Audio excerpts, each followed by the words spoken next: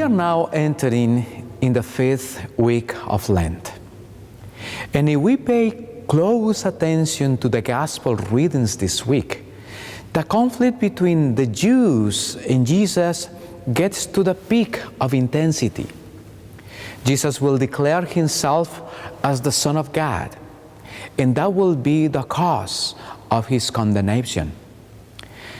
This can be an image of resistance that can be happening in our hearts as well, my brothers and sisters, to accept Christ and his message fully into our lives.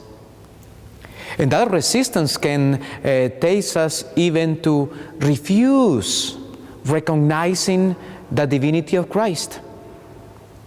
When we are in difficult situations, we can ask, "Where are you, Jesus? You are not helping me." We have seen his works, we have experienced his gracious presence, but we cannot see his divinity when faced with injustice. The penitential practices of Lent, prayer, almsgiving, and fasting should help us to purify our way we look at Jesus. The Sanhedrin decides to get rid of Jesus because they couldn't take him anymore. The maximum authority of the temple confuses the good with the self-interest. They had the responsibility of judge fairly and wisely, but they couldn't see what was in front of them.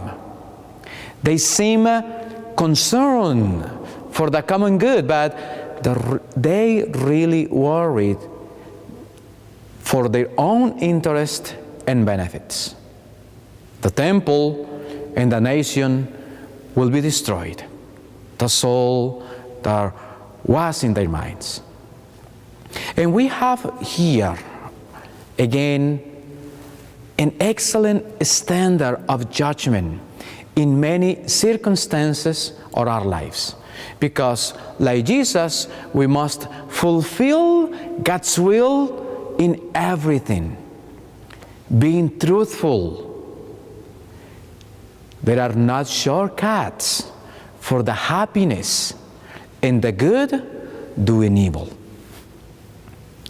Finally, let us enter this Holy Week with an attitude of penance, true conversion after a good confession, and of course, with thankfulness, because we will contemplate again the memorial of salvation.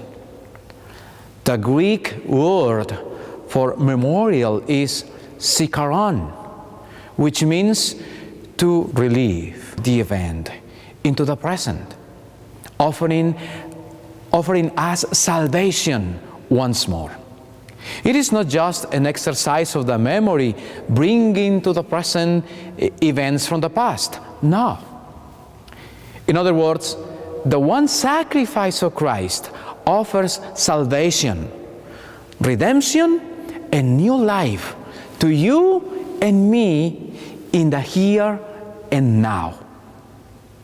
God's mystery of love embraces us in a unique way this coming week. Let us celebrate it with reverence and thankfulness. May God bless.